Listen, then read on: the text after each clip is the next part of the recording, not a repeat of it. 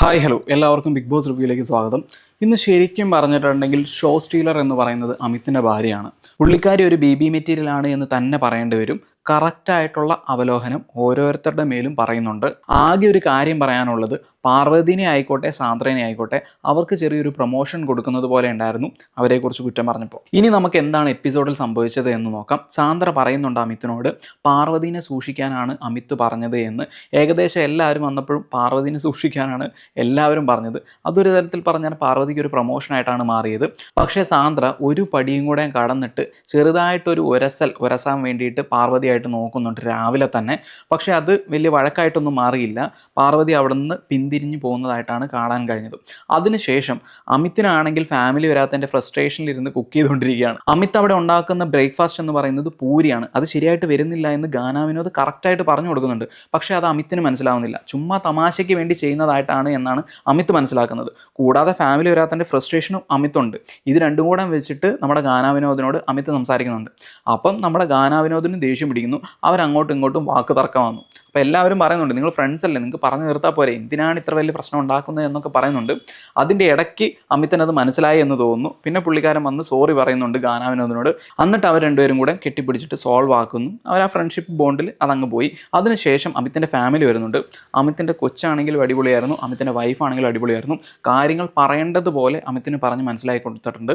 ഇനി ഗെയിം കളിച്ചാൽ മാത്രം മതി. പക്ഷേ അമിത്തിന് അങ്ങനെ ഒരു കാലിബർ ഉണ്ട് എന്ന് എനിക്ക് തോന്നുന്നില്ല. പുള്ളിക്കാരൻ ഒരു സോഫ്റ്റ് ആയിട്ടുള്ളൊരു പേഴ്സണാണ്. അല്ലാതെ ഇങ്ങനെ ഒരു ഹീറോ മെറ്റീരിയൽ ഒന്നും പറയാൻ പറ്റില്ല. ഇങ്ങനെ സ്വാഗൊക്കെ ഉള്ളൊരു പുള്ളിയല്ല. സോഫ്റ്റ് ആയിട്ട് എല്ലാ കാര്യങ്ങളും പറയാൻ പറ്റുന്ന ഒരു അമിത്തിനെയാണ് നമ്മൾ കാണാൻ ഇത്രയും ദിവസം കഴിഞ്ഞത്. അത് തന്നെയാണ് അമിത്തും എന്നാണ് ഞാൻ മനസ്സിലാക്കിയിരിക്കുന്നത്. പക്ഷേ പുള്ളിക്കാരി പറയുന്നത് കുറച്ചും കൂടെ ഒരു ഹീറോ മെറ്റീരിയലായിട്ട് ഒരു സ്വാഗൊക്കെ ആയിട്ട് കുറച്ചും കൂടെ റോ ആയിട്ട് പെരുമാറണം എന്നൊക്കെയാണ്. പക്ഷേ അത് പുള്ളിക്കാരന് കഴിയുമെന്ന് തോന്നുന്നില്ല. എന്നിരുന്നാലും ഇനിയുള്ള ദിവസങ്ങളിൽ എന്താവും എന്ന് കണ്ടറിയാം.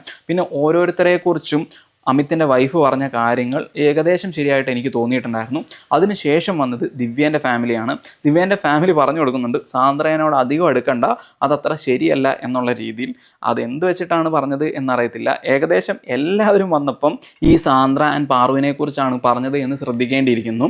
എനിക്ക് ദിവ്യേൻ്റെ അച്ഛനെ ഭയങ്കരമായിട്ട് ഇഷ്ടപ്പെട്ടു. പുള്ളിക്കാരൻ ആരെയും നോവിക്കാതെ എന്നാൽ പറയേണ്ട രീതിയിൽ പറഞ്ഞു കൊടുക്കുന്നതുമുണ്ട്. ഓൾസോ ഒരു സ്പെഷ്യൽ മെൻഷൻ ഉണ്ട് അറോറേനെ കുറിച്ച്.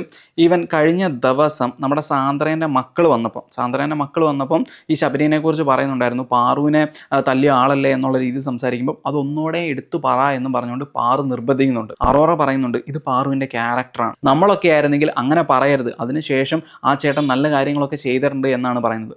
പക്ഷേ പാറു എന്താണ് ചെയ്തതെന്ന് വെച്ചിട്ടുണ്ടെങ്കിൽ അതിലൊരു ഗെയിം കണ്ടെത്താൻ ശ്രമിച്ചു. ഇതാണ് ശരിക്കും പറഞ്ഞാൽ പാറുവിൻ്റെ ക്യാരക്ടർ എന്ന് പറയുന്നത്. ഇത് തന്നെയാണ് അമിത്തിൻ്റെ വൈഫും പറഞ്ഞത്. ഗെയിമിന് വേണ്ടി എന്തും ചെയ്യാം, അത് നല്ല കാര്യമാണ്. പക്ഷേ എന്തും ചെയ്യുമ്പം നമ്മുടെ ക്യാരക്ടർ മറന്നുകൊണ്ട് ചെയ്തത് പാറു എന്നാണ് പറഞ്ഞത്. അതെനിക്ക് ശരിക്കും പറഞ്ഞിട്ടുണ്ടെങ്കിൽ കറക്റ്റായിട്ട് തോന്നുന്നു. പാറു ഇത്രയും നീചത്തിയാണോ എന്ന് സംശയിക്കുന്ന തരത്തിലാണ് പല സ്ഥലങ്ങളിലും നമുക്ക് കാണാൻ കഴിഞ്ഞിട്ടുള്ളത്.